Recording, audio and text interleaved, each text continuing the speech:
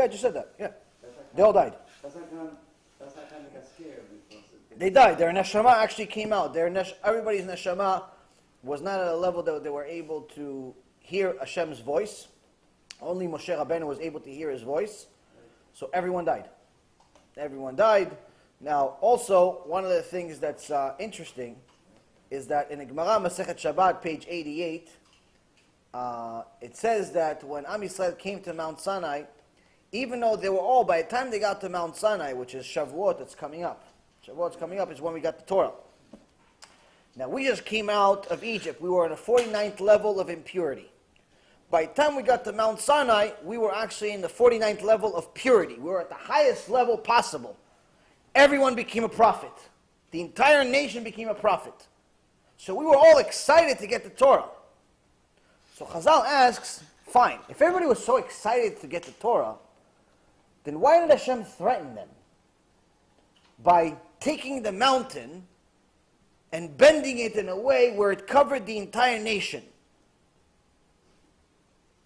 Where the written says that Am Yisrael was under the mountain, not next to the mountain. Why were they under the mountain? Hashem bent the mountain and made it like a kippah, or like a chuppah, over Am Yisrael.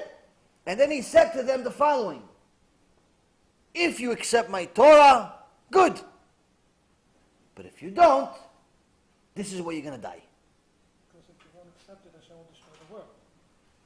In essence, what he's telling them is that not only do you have to accept the Torah, because if you don't, I'm going to destroy the world, but without my Torah, you can't live anyway.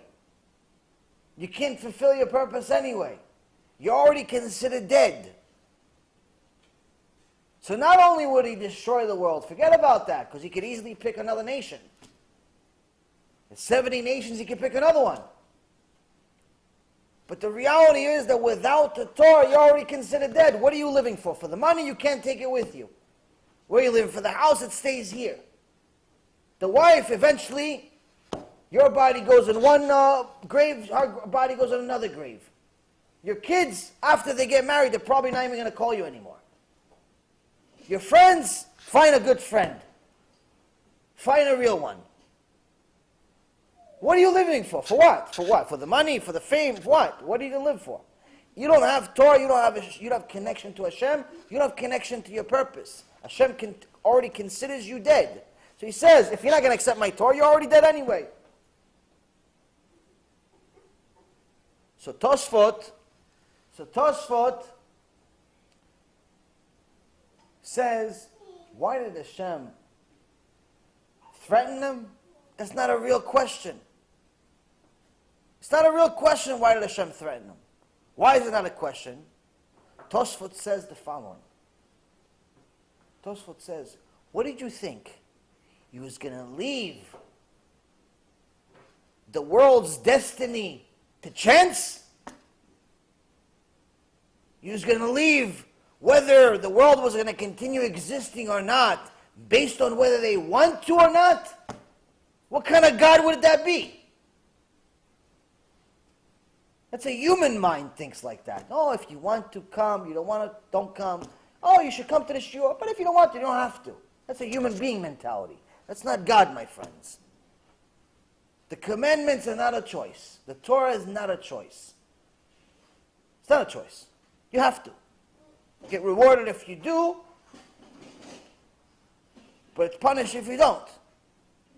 Once you realize that one of the foundational principles of faith, one of the 13 principles of faith, is that there is reward and punishment, you understand that there's no such thing as free choice.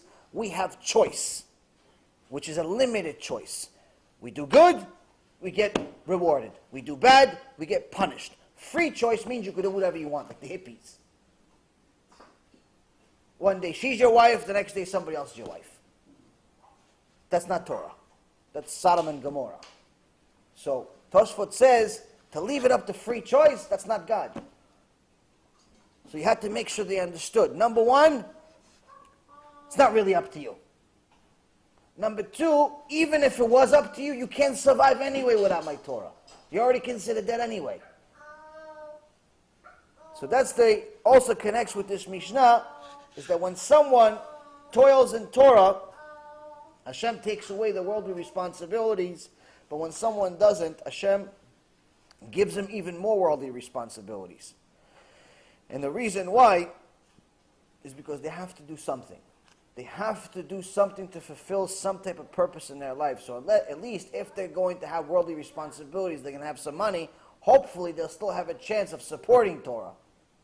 But if you don't do this and you don't do that, you're already considered dead. Nothing's going to help you.